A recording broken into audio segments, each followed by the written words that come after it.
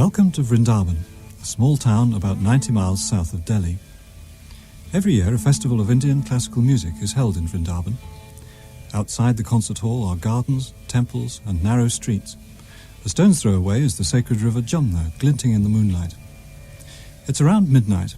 A cool breeze drifts into the open-sided concert hall, and the audience sitting on the floor wrap their shawls around them. On the stage, a statue of Krishna silently plays his flute. And in front of the statue, Mohyuddin Dagar is tuning the Rudra Veena, a centuries-old ancestor of the sitar. The deep tone of the Rudra Veena makes it ideal for the style of improvisation called alap, the contemplative unfolding of the notes of the late-night rag Pancham course.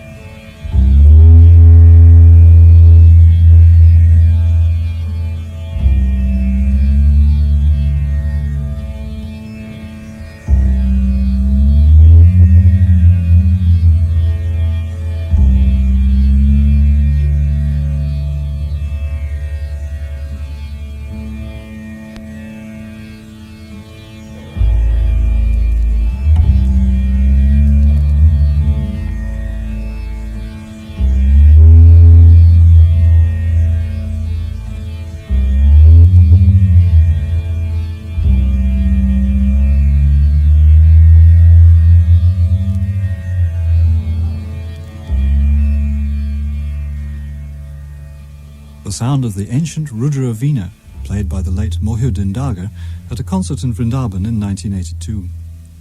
Dagar came from a distinguished musical family. His ancestors were employed as court musicians by the princes of Rajasthan, the desert region of western India. Although he was a Muslim, he saw no contradiction in playing an instrument that is sacred to Shiva in front of an image of Krishna for a largely Hindu audience.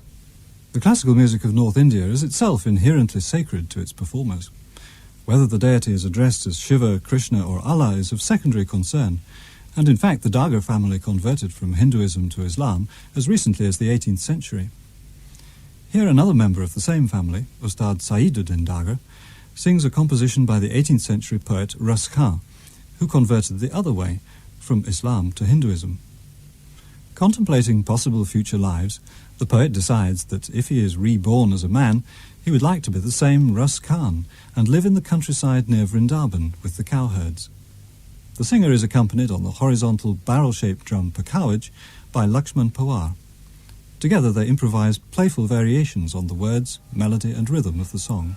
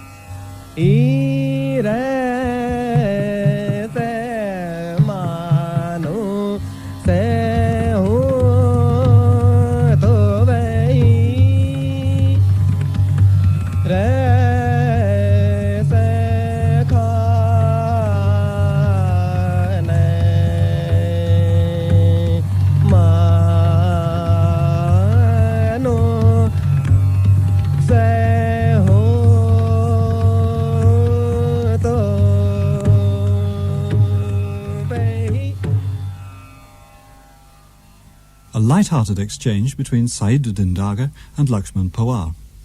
At one point you could even hear the singer smiling. The pakawaj is not only an accompanying instrument, but can also be used for solo performance. The late Purushottam Das was one of the most highly regarded pakawaj players. He too came from Rajasthan, where his father and grandfather were temple musicians devoted to the service of Krishna. Purushottam's musical talents took him to the capital and abroad, but at the end of a long career of performing and teaching, he retired once more to the temple, emerging only rarely, as on this occasion, to play in public. In this solo, Purushottam plays rhythmic patterns that move in and out of phase with a repeated melody, played by two bowed sarangis.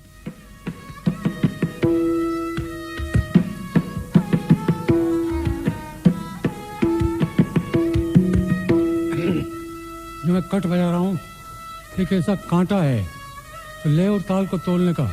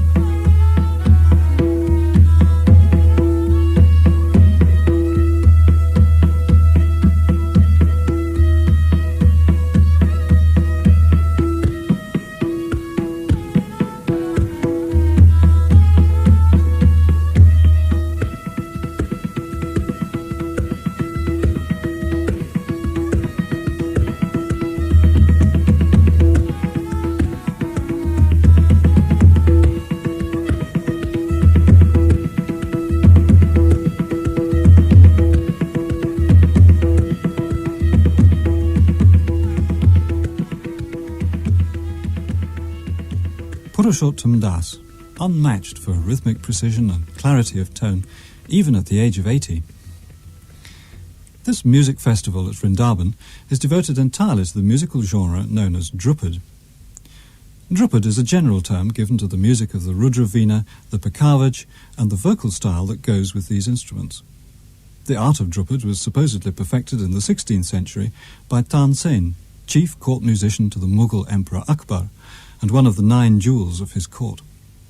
It's always been regarded as the most serious style of classical Indian music, suitable for performing before gods and emperors, and after Tansen's time, more lavishly ornamented styles became fashionable in its place. In 1834, an early English writer on Indian music, Captain Augustus Willard, called Drupad the heroic song of Hindustan, but he commented, "It is not generally understood or relished, and its use seems to be about to be superseded by lighter compositions." Willard was right. Today there are relatively few players or singers of Drupad to be found, and they're not particularly popular with the general public. Over the past 20 years, though, there's been something of an early music revival in India, and several festivals devoted entirely to Drupad take place every year. A new generation of Drupad musicians is making its presence felt in India and abroad.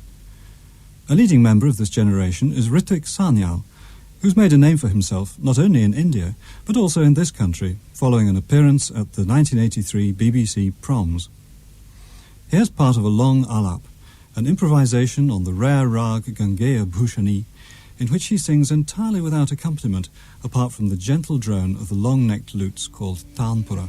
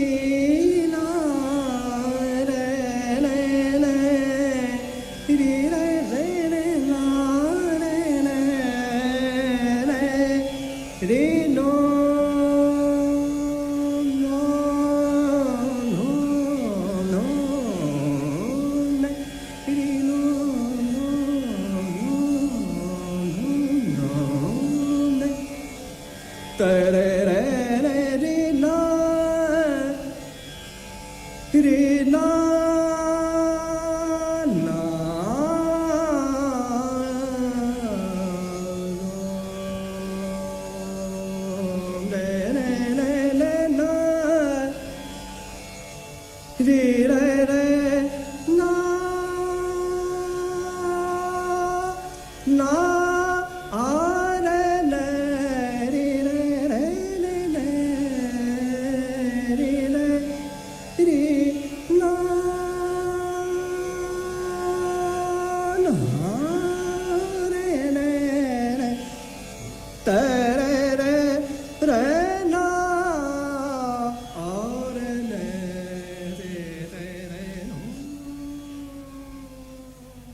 I'm sorry we can't play the remaining 80 minutes of that inspired improvisation by Ritwik Sanyal. By the way, he's a disciple of Mohiuddin Dagar, whose Rudravina playing we heard at the beginning of this programme. Music festivals in India occasionally feature performances by Western artists. It's difficult for a foreigner to sound really authentic, but one who does is the American sitarist Alan Miner. Here she's playing the bass version of the sitar, called the Surbahar.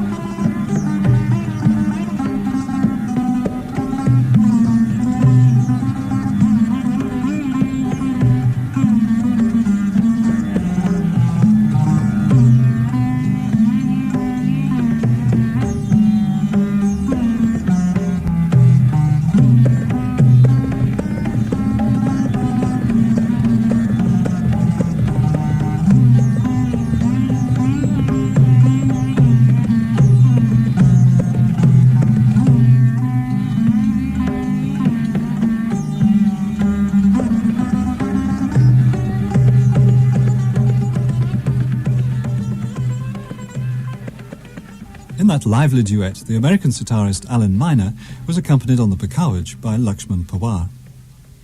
A distinguished tradition of Drupad comes from Darbhanga in northern Bihar, where the Malik family were court musicians for generations. The Maharaja of Darbhanga liked these musicians so much that he gave them a village to live in. They still have their home there, though after independence and the abolition of the princely states, there were hard times for the Maharajas and their musicians. To end this selection from a Drupad festival in Vrindavan, here are two younger members of the Malik family, the brothers Prem Kumar and Ram Kumar. Appropriately, their improvisation is based on a verse by a poet of Vrindavan, the 16th century saint Haridas. The poet boldly accuses the Godhead of duplicity. "You have made a false thing appear true, O knavish Krishna. Night and day you weave and unpick. You are an ocean of deceit." Only the Drupad style, with its combination of dignity and rhythmic vitality, could do justice to such a verse.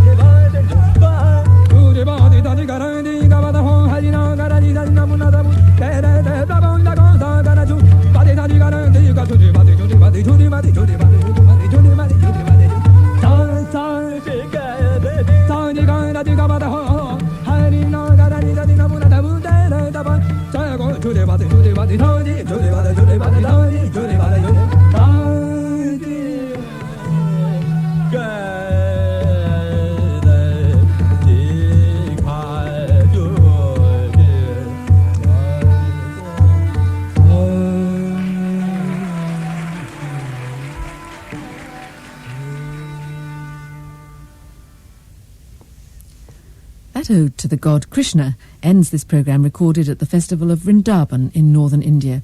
And it also ends this Radio 3 series of North Indian classical music. The presenter was Richard Widdis and the series producer was John Thornley. And next Friday, the 22nd of December, sees the winter solstice, the shortest day of the year. John Thornley will be introducing a programme of traditional midwinter music from all round the world in Songs of Winter. Same time, next Friday afternoon, 4:30.